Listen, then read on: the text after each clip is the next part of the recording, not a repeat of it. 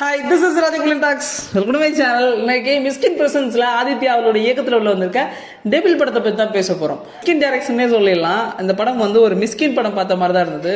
ஒரு மாதிரி இருக்க போகுது அப்படின்னு தான் நான் போனேன். இருந்தது. படத்துடைய கடைசி அரை மணி நேரம் தான் படமாகவே இருந்தது. படம் டோட்டலாக 2 hours. இந்த 2 hours ஒரு 1.5 hours வந்து நமக்கு தெரிஞ்ச கதை தான், ரொம்ப பேசிக்கான கதை தான். ஆனால் கிளைமேக்ஸில் ஏதோ ஒன்று ஒரு ஆரஞ்சு ஜூஸை போட்டு புளிஞ்சு அப்படியே உப்பு போட்டு கொடுத்துட்டாங்க. அந்த மாதிரி இருந்தது படம். நான் அப்படி புளியும் போது அந்த இதெல்லாம் பார்க்கும்போது, அந்த பல ரசத்தை பார்க்கும்போது செம்ம டேஸ்ட்டாக இருந்தது. குடிக்கும் போது தான் ஒரு மாதிரி இருந்தது. அந்த மாதிரி தான் கிளைமேக்ஸ் இருந்தது. ஓகே, படம் எப்படி இருந்தது? இந்த படத்தில் ரொம்ப எனக்கு திரும்ப திரும்ப தோணிட்டு இருந்தது, இந்த படத்தோட மியூசிக் டைரக்டர் வந்து மிஸ்கின் சார். வாவ், ஒரு விஷயம், கிளைமேக்ஸில் ஒரு சாங்கு, ஹீரோயின் தன்னந்தனியாக இருப்பாங்க, எல்லாரும் அவரை விட்டுட்டு போயிடுவாங்க, என்ன பண்ணணுன்னே தெரியாது, மிகப்பெரிய ஒரு பெரிய விஷயத்தில் மாட்டிப்பாங்க, என்ன பண்ணணுன்னே தெரியாமல் முழிச்சிட்டு இருக்க டைமில் ஒரு சரியான சாங்கு. நான் படத்தில் இவ்வளோ படம் பார்த்துருக்கேன். அந்த படம் வரும்போது எனக்குமே அதோட வரிகளை கவனிக்கணும், என்ன சொல்கிறாங்க, அவங்களுடைய வரிகளை, அந்த வரிகள் மூலமாக எந்த மாதிரி வெளிப்படுத்த போகிறாங்க அப்படின்னு ரொம்ப ஆர்வமாக அந்த வரிகளை கவனிக்கக்கூடிய அளவுக்கு இசை இருந்தது. அந்த இசை வரிகளை கவனிக்க, வரிகளுக்கு முக்கியத்துவம் கொடுக்குற அளவுக்கு அந்த திரைக்கதையோ அந்த கதையோ அந்த இசையோ எல்லாமே ஆப்டாக இருந்தது. என்ன சொல்கிறாங்க, அந்த வழியை எப்படி எக்ஸ்பிரஸ் பண்ணுறாங்க அப்படின்ற அளவுக்கு அந்த படம் இருந்தது. அந்த வழியையும் நம்ம அந்த அரை மணி நேரம் தான் ஓவரால் படம். அந்த அரை மணி நேரம் தான், அந்த அரை மணி நேரம் செம்ம சூப்பராக இருந்தது. எனக்கு ரொம்ப பிடிச்சிருந்தது.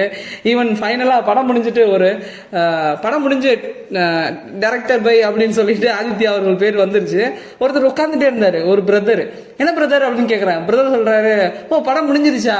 அப்போது அந்த கதைக்குள்ள அப்போ அந்த கிளைமேக்ஸ் எப்படி முடியப்பட்டிருக்கும் அப்படின்ற ஒரு தருணம் இருக்குல்ல, செம சூப்பராக இருந்தது. ஏன்னா படம் ஃபுல்லாக அப்படியே ஸ்லோவாக அப்படியே வந்துட்டு இருக்கும்போது திடீர்னு ஒரு ஃபாஸ்ட்டாக ஓடி டக்குன்னு முடிஞ்சிடும். முடிஞ்சதுக்கப்புறம் இன்னும் இருக்கு போல, படம் வேறு 2 மணி நேரத்தில் முடிஞ்சு போச்சு, இன்னும் இருக்கு போல அப்படின்னு நினச்சிட்டாரு. ஸோ அந்தளவுக்கு இந்த படம் ஒரு மாதிரி மிஸ்கின்னாவே மாதிரி தானே, அந்த மாதிரி இந்த படம் நல்லா இருந்தது. ஒரு மாதிரி நிறைய யோசிக்கக்கூடிய இருந்தது. அதாவது ஒரு சாதாரண பொண்ணு லைஃப்பில் இப்படி ஒரு விஷயம், ஒரு பெரிய மேட்டர் நடக்கும்போது அதை எப்படி டீல் பண்ணணும்னு தெரியாமல் ஈஸியாக ஒருத்தவங்க கூட அஃபெக்ஷன் வந்துடும். அந்த அஃபெக்ஷனால ஒரு ஃபேமிலி ஸ்டோரி, ஒரு சின்ன ஒரு ஒரு ஒரு யங்ஸ்டரோட அஃபெக்ஷன் வந்து அது வந்து பெரிய மிஸ்டேக் ஆகி அவன் புருஷன் சாகுற அளவுக்கு போகிற அளவுக்கு இந்த கதையை போகும். அதாவது சிம்பிள். ஒரு பொண்ணை வந்து தயவு செய்து இந்த படம் பார்த்துட்டு முடிச்சுட்டு எனக்கு வெளியில் வரும்போது யோசித்த ஒரு விஷயம் என்னென்னா, ஒரு பொண்ணை பசங்க கூட பழக விடுங்க. மோர் ஓவர் பொண்ணுங்களை கோஎட்டில் படிக்க வைங்க, கோ எஜுகேஷனில் படிக்க வச்சா அவங்களுடைய சத்தப்படாதீங்க, கோ எஜுகேஷனில் படிக்க வச்சிங்கன்னா நிறைய பசங்க கூட இன்ட்ராக்ட் பண்ணுவாங்க. நிறைய விஷயங்கள் பசங்களை பற்றின சைக்காலஜி, பசங்களை பற்றி நிறைய தெரியும் பொண்ணுங்களுக்கு. நீங்கள் ரொம்ப நான் சூப்பராக வளர்க்குறேன், செம்மையாக வளர்க்குறேன், என் பிள்ளைய எல்லாத்தையும் கேட்குறத வாங்கி கொடுக்குறேன் அப்படின்னு அந்த லிட்டில் பிரின்சஸ் மாதிரி அப்படியே நான் பொத்தி வச்சின்னு வச்சுக்கோங்களேன். ஒரு சின்ன விஷயம் இருந்தாலும் ஈஸியாக, இந்த உலகமே அன்பை தேடி தானே போயிட்டு இருக்கு, லவ்வுக்காக தானே இங்கே எல்லாமே, அப்படின்ற பட்சத்தில் ஈஸியாக அவங்க டேரக்ட் ஆயிடுவாங்க. இங்கே ஒரு லவ் கிடைக்கலன்னா வேற எங்கேயாவது லவ், எனக்கு அதுதான் மேட்ரு. ஸோ நீங்கள் எக்ஸ்ப்ளோர் பண்ண வைங்க, பொண்ணுங்களை எக்ஸ்ப்ளோர் பண்ண வைங்க. அந்த இடத்துல ஒரு பையன் இருந்தால் ஈஸியாக டீல் பண்ணுவான். இந்த பொண்ணுன்றதுனால இந்த கதை சுறுசுறுப்பாக ஆக்கப்பட்டது. ஏன் பொண்ணுனால சுறுசுறுப்பாக ஆக்குது? பொண்ணுங்க டீல் பண்ண தெரியாதா? ஒரு பையனை கொண்டுட்டா பொண்ணால் சமாளிக்க முடியாது, ஒரு பையன் சமாளிப்பான். அந்த பொண்ணுக்கு அந்த டேரிங் இல்லை. ஏன்னா நம்ம அவ்வளோ செக்யூராக வளர்த்து வச்சுருக்கோம். தயவு செய்து பொண்ணுங்களை ஃப்ரீயாக விடுங்க, கற்றுக்க விடுங்க, எக்ஸ்ப்ளோர் பண்ண விடுங்க. இங்கே சரி தப்புன்றது அந்த பொண்ணே டிசைட் பண்ணும், அந்த பொண்ணே படிக்க வைங்க. இந்த மாதிரி பண்ணிங்கன்னா, இந்த மாதிரி ஸ்டோரியே அது இப்படி ஒன்று இருந்து இந்த மாதிரியான சூழ்நிலைகள் இந்த சமுதாயத்தில் இருந்தது அப்படின்னா அந்த கடைசி அரை மணி நேரம் விறுவிறுப்பே இருக்காது. இந்த படத்தில் கதையே இல்லை, அப்படிதான் நான் சொல்லியிருக்கணும். இதுக்கு காரணம் சமுதாயமும் காரணம், நம்மளும் காரணம், நானும் காரணம், நீங்களும் காரணம். ஸோ பொண்ணுங்களை வந்து ஃப்ரீயாக விடுங்க. 18 வயசு வரைக்கும் கொஞ்சம் பாருங்கள், ஃபாலோ பண்ணுங்கள், என்ன பண்ணுறாங்க, நல்ல ஹேபிட்ஸை கொடுங்க, நல்ல பழக்க வழக்கங்களை கற்றுக் கொடுங்க, எப்படிலாம் இருக்கணும், எப்படிலாம் சர்வே பண்ணணும், என்னெல்லாம் படிக்கணும்னு சொல்லி கொடுங்க. 18 வயசுக்கு மேலே அவங்க பார்த்துப்பாங்க. அதெல்லாம் இப்போ இருக்க பொண்ணுங்கள்லாம் செம சூப்பராக இருக்காங்க. So let them free. அதுதான் அந்த படத்தில் எனக்கு முடிச்சுட்டு வெளில வரும்போது எனக்கு தோணுன விஷயம். ஓகே, அதெல்லாம் விடுங்க. படத்தில் எப்படி பூர்ணாவும் சித்தார்த்தும் நடித்தாங்க, படத்தில் எப்படி நடிப்பு இருந்தது, சித்தார்த் வந்து ஒரு படம் முடிஞ்சிட்டு ஒரு மணி நேரம் வரையும் அவர் நடிக்கவே இல்லை. படத்தில் அவர் அரை மணி நேரம் கழிச்சு தான் வருவார்.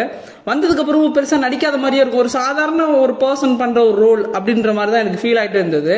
ஒரு இடத்துல வந்து அவர் பண்ண தப்பை வந்து அவங்க ஒய்ஃபு கண்டுபிடிச்சிருவாங்க. அவங்க போய் ஒய்ஃப்கிட்ட மாட்டிடுவார். அப்போ வந்து மன்னிப்பு கேட்கணும். மன்னிப்பு கேட்கும்போது அப்படியே சேரில் உட்காந்துட்டு இருந்த ஆள் அப்படியே பொத்துட்டு விழுவார் காலில். கண்டிப்பாக அந்த ஷாட்டில் வந்து மூக்கு அடிபட்டுருக்கும். ஒரு ஆக்டிங்காக எந்த அளவுக்கு எனக்கு டக்குன்னு பார்க்கும்போது என்னையா அது எப்படி நடிக்கிற அப்படின்ற மாதிரி இருந்தது. அதே மாதிரி பூர்ணா அவங்க ஹஸ்பண்ட் இறந்து போயிடுவாங்க. அப்போ அவன் வந்து இன்னொருத்தான் வந்து அவங்கள கூப்பிடும்போது அப்போ உண்மையிலே அது சரியான எக்ஸ்பிரஷன். பூர்ணா செம்ம ஆக்டிங் மேம் அந்த மாதிரி செம்மையாக இருந்தது.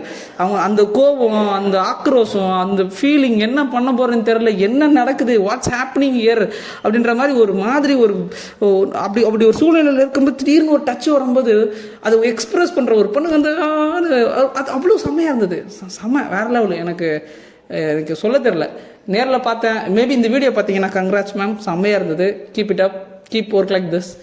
I like you. நான் வந்து உங்களை சப்போர்ட் பண்ணுவேன், லைக் பண்ணுவேன். நல்லா இருந்தது. அண்ட் மிஸ்கின் தான் படத்தில் ஹீரோ. அந்த பொண்ணுக்கு வந்து மறுவாழ்வு கொடுக்குற ஒரு ஹீரோ தான் மிஸ்கின்னு. அதெல்லாம் நம்பகத்தன்மையாக இல்லை. இந்த படத்தில் வந்து ஃபஸ்ட்டு ஷாட்டே வந்து ஹீரோயின் வந்து காரில் போயிட்டு இருப்பாங்க. மிஸ்கின் கிராஸ் பண்ணி போவார். ஒரு பிச்சைக்காரன் கிராஸ் பண்ணி போவார். இன்னும் கொஞ்சம் தூரம் போனதுக்கப்புறம் மறுபடியும் அந்த பிச்சைக்காரன் அதே மாதிரி நடந்து போவான். இன்னும் கொஞ்சம் தூரம் நடந்து போகும்போது அதே பிச்சைக்காரன் நடந்து போவான். இது நார்மலாக சாத்தியமே கிடையாது அப்படிங்களா? இது வந்து ஒரு இமேஜினேஷனோ ஏதோ ஒன்று.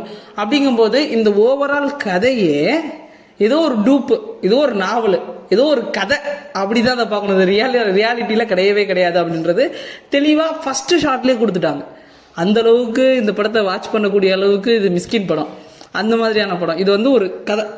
இது இந்த கதையோ இந்த நாவலோ வாட் எவர் இது என்னையே டிஸ்டர்ப் பண்ணுச்சு. அந்த கிளைமேக்ஸில் யோசிக்க வச்சுச்சு. நிறைய விதங்களில் யோசிக்க வச்சிருக்கு. இந்த படத்தை நீங்கள் பார்க்கும்போது உங்களுக்கும் யோசிக்க வைக்கும் நான் நம்புகிறேன். நிறைய பேர் இந்த படத்தை போய் பார்க்கணும். படம் நல்லாவே இருந்தது. டெவில்னு பேர் வச்சதுக்கு இடையில ஒரு பேய் ஷாட் இருக்குது. ஒரு சின்ன ஷாட் இருக்குது.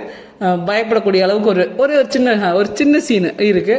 நீங்கள் பார்த்து லைட்டாக பயப்படுவீங்க. மோஸ்ட் ஆஃப் தான் பயப்பட மாட்டீங்க. ஓவராலாக படம் எப்படி இருந்தது அப்படின்னா நல்லா இருந்தது. எல்லாரும் பார்க்கக்கூடிய அளவுக்கு இருந்தது. எல்லாரும் பார்க்க வேண்டிய படமாகவும் நான் பார்க்குறேன். ஸோ இது வரைக்கும் வீடியோ பார்த்துருந்தீங்க அப்படின்னா, நான் பேசுனது உங்களுக்கு பிடிச்சிருந்தது அப்படின்னா லைக் பண்ணிவிட்டு சப்ஸ்கிரைப் பண்ணுங்கள். 500 டார்கெட்டாக வச்சு நான் சப்ஸ்கிரைபர் கேட்டுட்ருக்கேன். பிடிச்சிருந்துச்சுன்னா சப்ஸ்கிரைப் பண்ணுங்கள்.